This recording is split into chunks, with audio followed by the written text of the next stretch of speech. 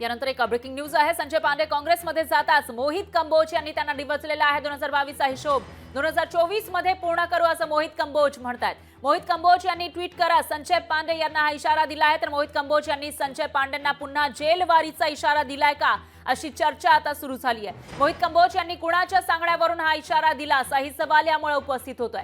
संजय पांडेंनी गुरुवारी संध्याकाळी काँग्रेसमध्ये प्रवेश केला आणि त्यानंतर भाजपचे मोहित कंबोज यांनी आता त्यांना इशारा दिला है। तर पांडेजी 2022 का हिसाब लगता है बाकी है, 2024 में खत्म करते हैं असं ट्विट मोहित कंबोज यांनी केलं आहे। त्यामुळे त्यांचा हा इशारा नेमका काय सांगतो असा सवाल उपस्थित होतो आणि त्याचबरोबर त्यांनी हा इशारा नेमका कोणाच्या सांगण्यावरून दिला असा सवालही उपस्थित होतो। आणि याविषयी अधिक माहितीसाठी आपले प्रतिनिधी चेतन नावरे हे फोन लाईनवर आपल्या सोबत जोडले गेले आहेत। चेतन, काय सांगाल? मोहित कंबोज यांनी संजय पांडेंना एक इशारा दिलेला आहे, नेमका अर्थ काय आपण लावू शकतो या इशाऱ्याचा?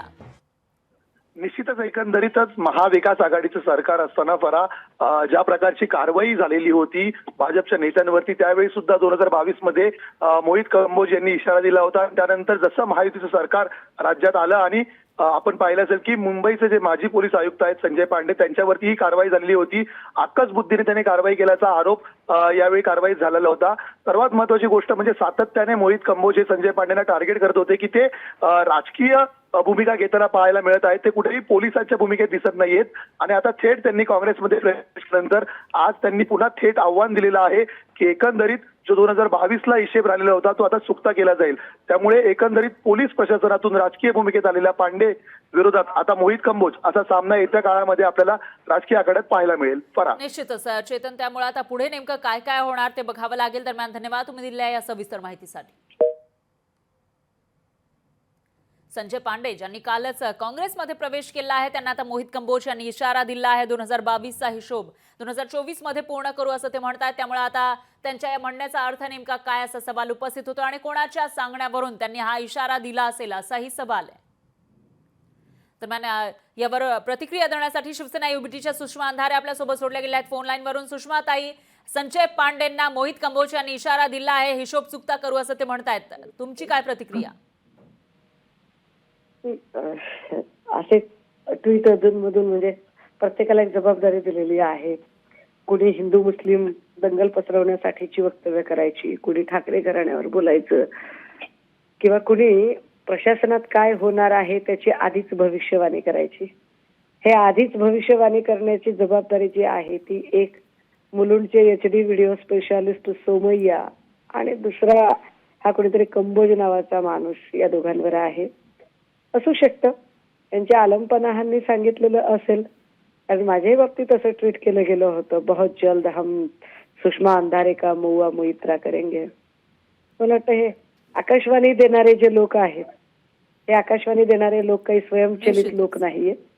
हे लोक इतरांच्या बुद्धीने किंवा इतरांनी जेवढी चावी भरली तेवढेच चालणारे लोक आहेत। निश्चितच सुषमाताई, तुमचा मुद्दा लक्षात आला आहे। दरम्यान धन्यवाद तुम्ही दिलेल्या या प्रतिक्रियेसाठी। यानंतर काँग्रेसचे अतुल लोंढे आपल्या सोबत जोडले गेले आहेत, त्यांचीही प्रतिक्रिया आपण घेऊयात। लोंढे सर, पांडेजींनी काल प्रवेश केला आहे काँग्रेसमध्ये आणि त्यानंतर आता त्यांच्यावर कारवाईचा इशारा देण्यात आला आहे, तुमची काय प्रतिक्रिया?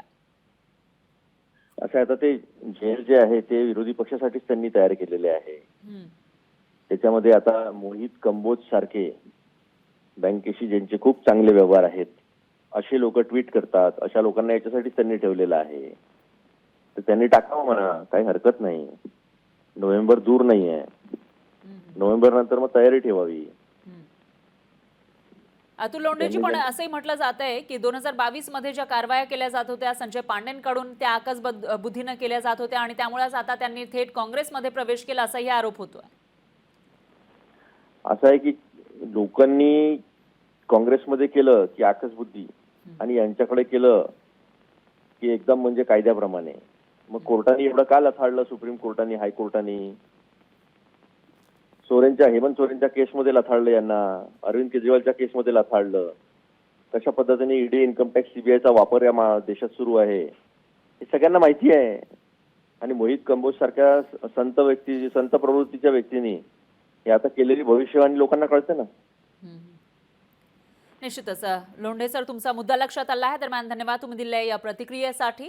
तर अतुल लोंढे यांनी यावर प्रतिक्रिया दिलेली आहे. त्यामुळे आता मोहित कंबोज यांची काय प्रतिक्रिया आहे ते बघावं लागेल. त्यांनी ट्विट तर केलं आहे, ट्विटरवरून त्यांनी इशारा दिलाय, पण त्यांचा म्हणण्याचा नेमका अर्थ काय आता ते स्वतः सांगू शकतील.